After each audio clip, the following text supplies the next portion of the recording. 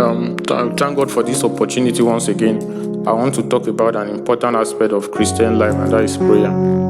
So, sometimes questions arise in the minds of believers concerning prayers. It could be as a result of maybe delay, not getting expected or desired answers. Now, after praying, this will sometimes lead to worry, doubts, and anxieties. So I'm going to talk about this aspect concerning prayer. Does God honor or answers the prayers offered when we do not have the wholesome knowledge about what we are asking of or praying about? Does God answer the prayers of someone who thinks he is adequately knowledgeable about what he is asking for in prayers, though his request is scientifically incorrect? That is, going by human study and knowledge and physical knowledge is incorrect. Now let's say I'm asking God for a blue color, but right inside of me, ignorantly, what I take or think to be blue is actually purple, and that is because I'm not familiar with colors. Now, will God answer such a prayer? Let me share this story. I was in church one day, and the person leading prayer said, let us all pray for the 4 points of the head. So he mentioned the north, the south, the east, and the west. We were to pray following his leading, now facing each direction as he commands us. Now, the prayer was to ask for God's protection directions. But then he said, the first direction we were to pray for was the north.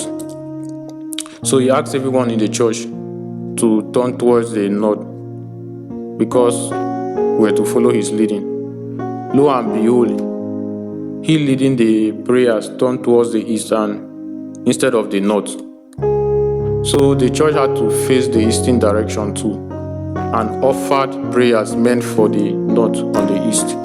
So obviously he didn't know the cardinal points or direction. Now, I found it funny, but I learned something though. Now, will God honor such a prayer because he didn't face the right direction and his prayer the wrong direction? So, I had a problem with my knowledge. I had a problem because of my human knowledge. It affected my sense of human judgment. So the truth is this: though physically he was facing the wrong direction, but his prayers were spiritually aligned because it came from the heart. Now, what mattered was the intention of his heart. Just because a person praying for someone, let me say, down with malaria and was declaring every bacteria responsible for this malaria leave this body, will God honor such a prayer when we know malaria isn't caused by a bacteria? Will God answer such a prayer? Will God forgive his ignorance and answer such a prayer? Or maybe God doesn't even consider him ignorant of facts. So now, prayer is a spiritual affair. Prayer is not really about saying words. It's not about human wisdom or human knowledge or understanding. God will honor prayers because it is not knowledge. Once the intentions are right with God, it doesn't matter if the words are grammatically incorrect or grammatically correct. It doesn't matter if you are so knowledgeable concerning what you are asking or praying about. Answers are always right. That is why when we come to God in prayers, we must put off our human wisdom and our human knowledge. We must put off our educational status and qualifications and put on spiritual wisdom, the spiritual wisdom of God. We must put on the spiritual knowledge of God, because applying human wisdom in prayers, it only creates doubt and fear. So there are two separate worlds of their own. Hindrances to prayers may arise when we are ignorant of some spiritual facts concerning what to pray about or what we are asking. Hindrances to prayer doesn't arise when we are humanly deficient about some scientific facts, some scientific terminologies or human terminologies concerning what we are praying about. Now, when you study the book of Joshua chapter 10, Joshua, the leader of Israel, was in a very serious battle against 5 kings.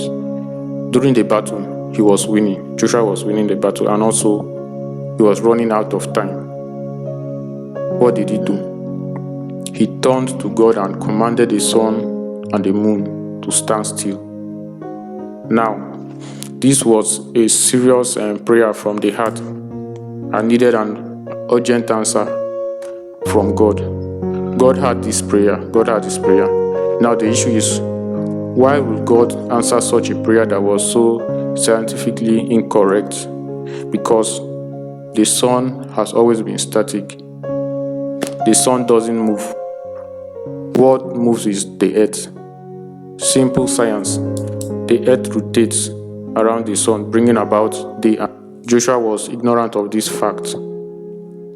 That is to say, when Joshua prayed and commanded the sun to stand still, God simply stopped the rotation of the earth. God simply stopped the earth from moving. God didn't say, "No, Joshua, my servant, that prayer was wrong. You were supposed to ask me to stop the movement of the earth and not the sun."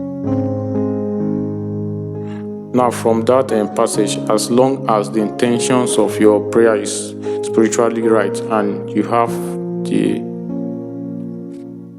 conviction in you have the right to your answers.